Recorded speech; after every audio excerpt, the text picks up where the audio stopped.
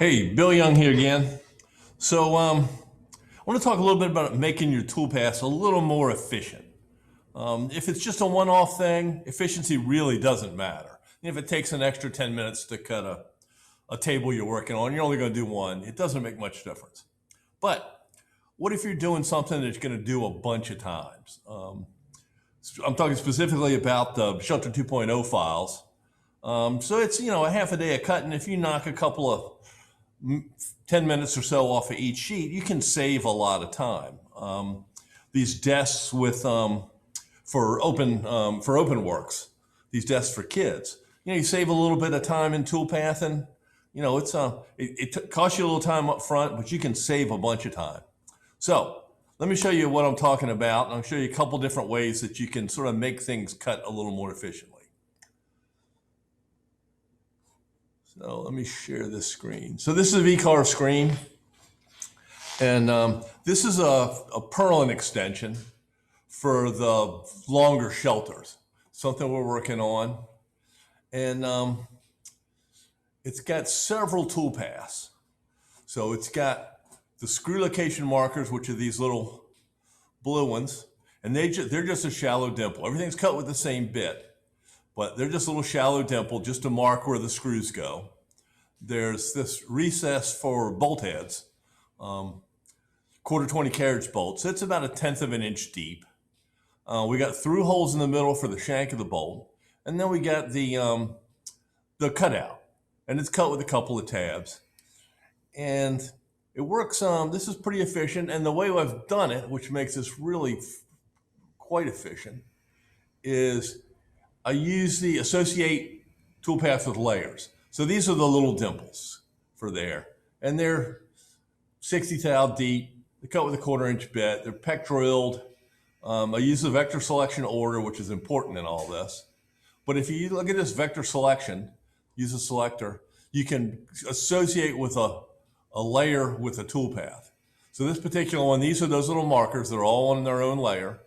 If you click the associate with toolpath, check this and close, then it'll automatically, those entities, no matter what you do, where they are on the sheet, every one of them will be selected automatically as your toolpath.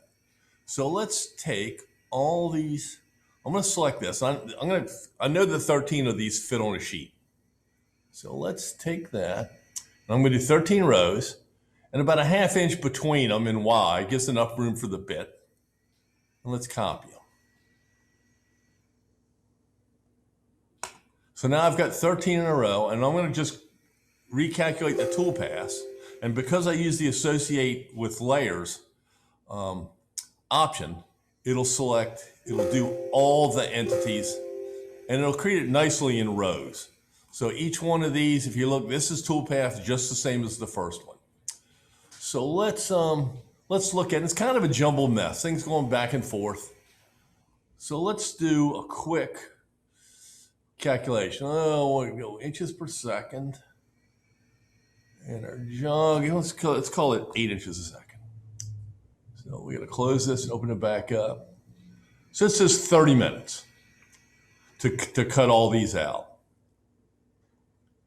which is actually not too bad, 30 minutes. But if you're cutting, 10 shelters, that's a long time to cut. So let's see if we can make it more efficient. So let's start with, I'm going to turn some layers off. Let's start with just the ones. Turn all this off. Let's turn these off. Let's do just the ones for the screw markers to start with. And if you look, it goes across a row, and because it's copied in the row, the exact same thing is going to happen above. So it jogs all the way across from the end of this one to the next start of the next row, and goes back and forth and back and forth. And that's kind of inefficient. So let's select every other row and just hold the shift key down so they're all selected. And this one. This is the last one. So I've selected every other row and all the pieces, and we'll go into the mirror. We don't want to create a mirrored copy. We just want to flip them horizontal. And it's not going to look like anything happened. However, I'm going to it's gonna squawk because all the other layers are hidden, but this doesn't make any difference at this point. Now let's look. Now look at this 2D view. And instead of going back and forth, it now sort of goes across and back and across and back. And it's just way less distance. So let's turn all these back on. Turn all the layers back on. We'll recalculate everything. Okay, that's happy now. Yep.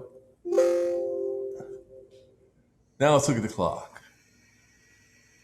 So we've saved a couple of minutes. We saved a fair amount of time with that. So let's see what we can do with some other ones. So now let's go into, let me turn the screw layers off and the cutout parts layer. And let's just look at, let's turn them all off for now. Let's just look at these parts. So they do the same thing. They go across, they go back and forth, then it goes all the way back to here. So let's just use an old Windows trick. Instead of, right now it's done a row across and then the next row across.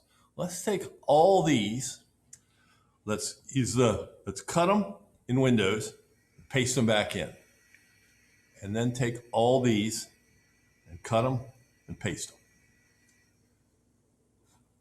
And then let's turn them all back on and recalculate everything.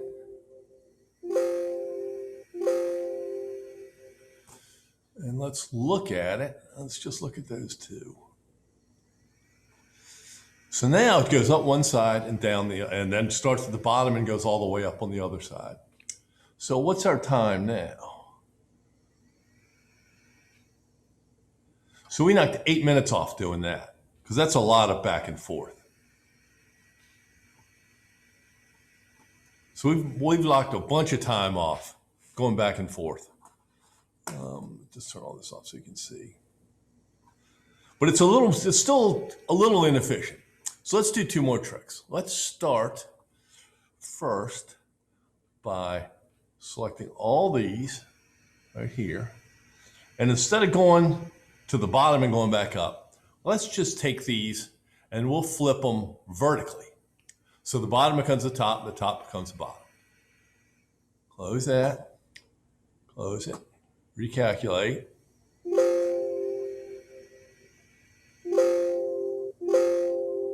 And we'll look at what that does. Now, instead of going from the end of this one all the way to the bottom down here, it goes across the top, which is a little more efficient. But it's still kind of zigzagging back and forth. Oh, let's look at the time for this. Oh, no, I gotta select them all. And then let's look at the clock. So we've knocked a little bit off. It's not very much on that one because it goes down. It's just the difference between this point and this point and this point and this. So it's not much difference. But let's go back and do the same trick we did with these holes, with these, with the ones for the bolt heads. So let's turn off screw layers, turn off cutout panels, and let's take every other one of these and reverse them left to right. We'll horizontally flip them. And I'm just gonna do one row at a time just because it's easier for me to make sure. If this thing isn't perfectly centered, it's gonna be out of whack. So I know that this will be right, but if I select all of them and every other. So flip this, close it. Let's do the same over here.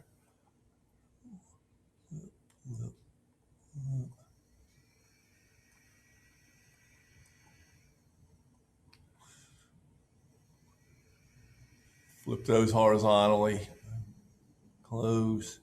Let's turn these layers back on just so it doesn't squawk at us. And then close this, recalculate.